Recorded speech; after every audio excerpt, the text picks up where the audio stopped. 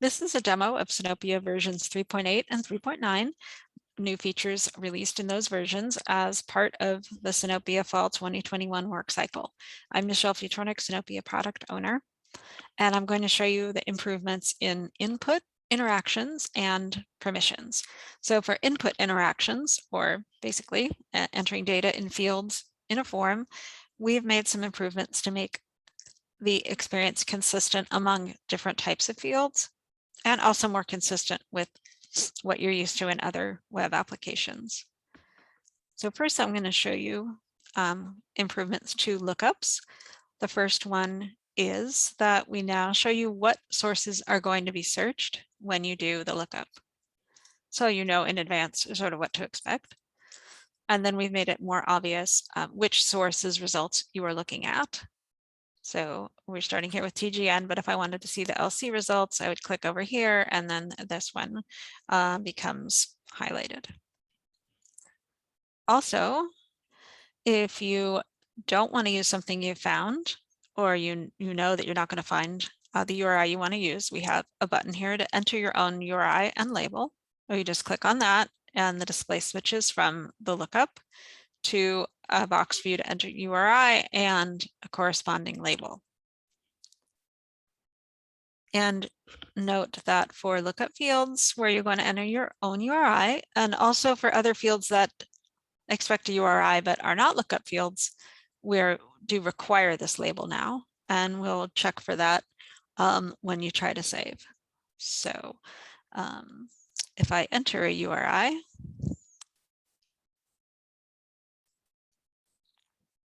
but not a label, when I try to save, it will let me know.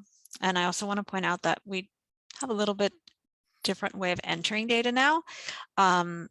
When you type something in, the very next action you take will, the data will be considered entered. We don't have the concept of that you have to hit the return key anymore.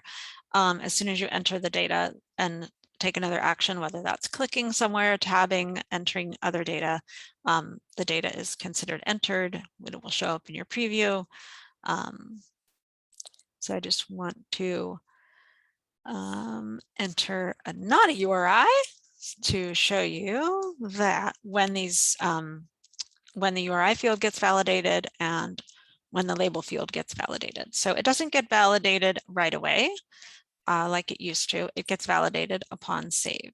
So if I save now, I should be warned that I don't have a label here in the location field and that I don't have a URI in this write statement field that expects a URI. And it also is warning me about this required field that's not filled out.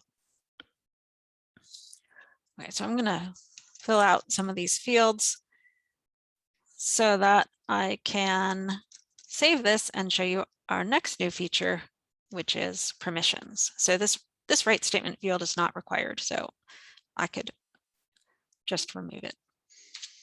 Now I should be able to save. Okay, this is our new permissions feature, and this is where you associate a resource with a group. And users are also associated with groups, and that's how we would determine who is allowed to do what to which resource. The management of users and which groups they're in and which groups exist is done outside of Sinopia, but I'll show you that later on in this demo. But here's where you associate your resource with a group. And you have to say who owns this resource. And here you'll see a choice of all the groups that you are in. So I'm going to choose LD4P here. The consequence of ownership is that anyone in the owning group can edit the resource, can change the permissions of the resource, and also you can filter by owning group when you're doing searches. I'll show you that as well. Now, optionally, you can add other groups who are allowed to edit this resource. And here you could choose from any group, even groups you're not in. You could give others permission to edit. For now, I'm just going to leave this as being owned by LD4P and save that. Now you notice as soon as you save a new resource, this new permissions button appears, and this is where you would go to change the permissions after you've created something. So this would let me go back in and adjust the permissions if I needed to. So now I want to show what it would look like if a user who was not in the LD4P group wanted to see this resource. I'm logging in as a user who is not in the LD4P group. This user is only in the other group.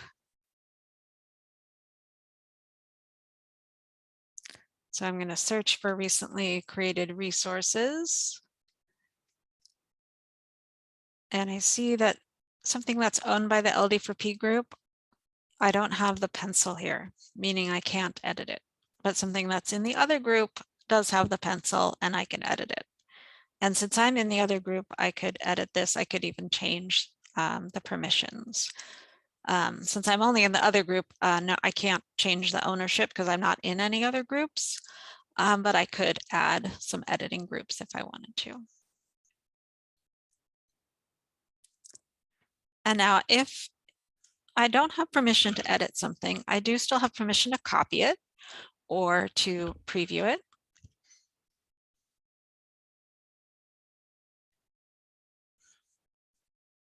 And let's find another one. I want to show one other thing. We've added the mark button here to the preview that you get from the search page, because even though I can't edit the resource, if appropriate, I could convert it to mark, meaning if it's convertible. And we will have a view only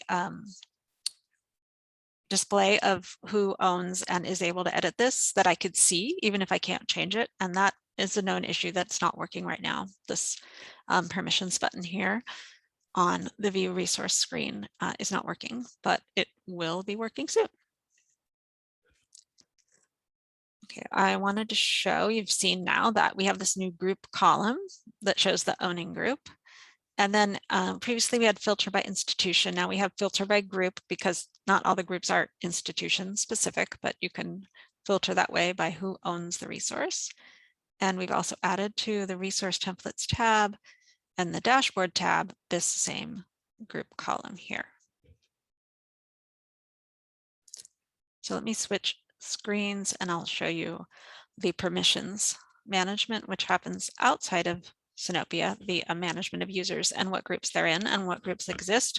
It happens in Amazon Web Services, so only the Sinopia administrators can manage this right now. But just so you can see behind the scenes, these are all the groups that are in the staging environment